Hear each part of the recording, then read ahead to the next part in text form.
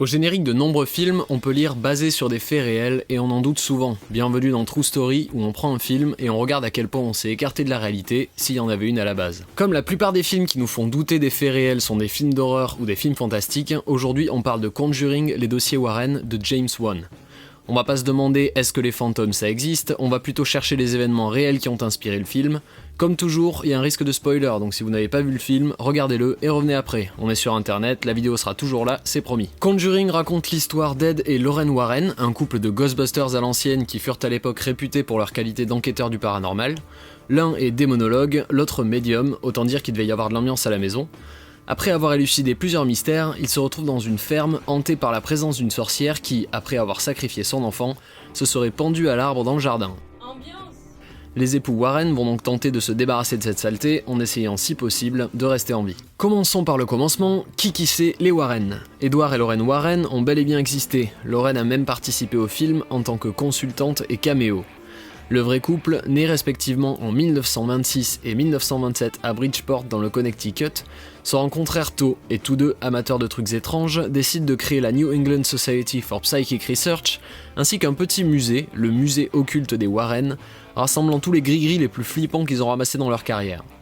Le plus connu de ces objets est la poupée Annabelle, qui apparaît dans le film et a même eu droit à son spin-off. Il est même fait état d'une copie du Necronomicon, enfin si vous aimez ce genre de truc, vous pourrez trouver toutes sortes de visites guidées de ce charmant endroit sur les internets. Les Warren se sont illustrés dans de nombreuses affaires de démons et de loups-garous, notamment Amityville ou The Haunting in Connecticut, mais ce qui nous intéresse ici c'est une histoire de sorcière qui a pourri la vie de la famille Perron dans le Rhode Island en 1971. Les Perron étaient une famille nombreuse qui, pour pouvoir élever leurs enfants au grand air, ont fait l'acquisition d'une ancienne ferme. Cette famille a réellement existé et beaucoup d'entre eux sont toujours en vie. Ils ont d'ailleurs soutenu la production du film racontant leur histoire. L'une des sœurs a écrit un livre, House of Darkness, House of Light, racontant son vécu.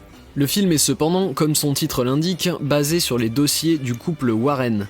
La famille était composée de papa Roger Perron, maman Caroline Perron et de leurs 5 filles Andrea, Nancy, Christine, Cindy et April.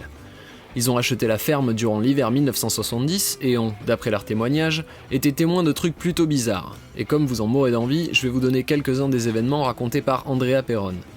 Ça commence gentiment avec des petites voitures qui bougent toutes seules, on notera que les Perron étaient une famille d'avant-garde qui ne ferait pas de Barbie à leurs filles, ou le balai qui se passait tout seul dans la cuisine. Plutôt cool comme esprit donc. Les petites parlaient d'un esprit nommé Manny qui les regardait jouer mais disparaissait dès qu'on le regardait. Comme par hasard. Les lits qui l'évitaient mais retombaient dès que quelqu'un ouvrait la porte. Comme par hasard. La famille parle aussi de trucs moins sympas comme une gamine qui hurlait maman en plein milieu de la nuit, Ambiance. un esprit qui leur chuchotait que des gens étaient emmurés, Ambiance. ou encore qu'un esprit un peu pédophile traînait dans la maison. Ambiance.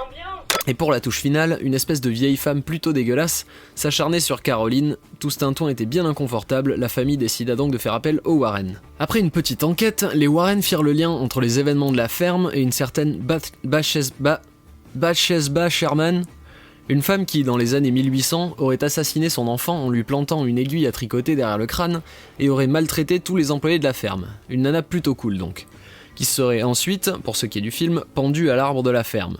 Dans la vraie vie véritable, elle est morte de vieillesse et a eu un autre enfant qui s'en est plutôt bien sorti.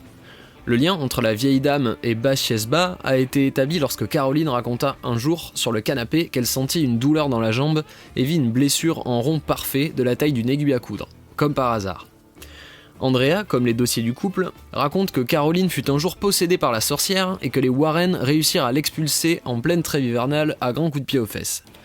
Papa Perron leur demanda ensuite de quitter les lieux et les Perron continuèrent à vivre avec leurs esprits jusqu'en 1980 où ils quittèrent la ferme. Conjuring les dossiers Warren est donc bel et bien basé sur des faits plus ou moins réels si on se concentre sur ses personnages ou sa période.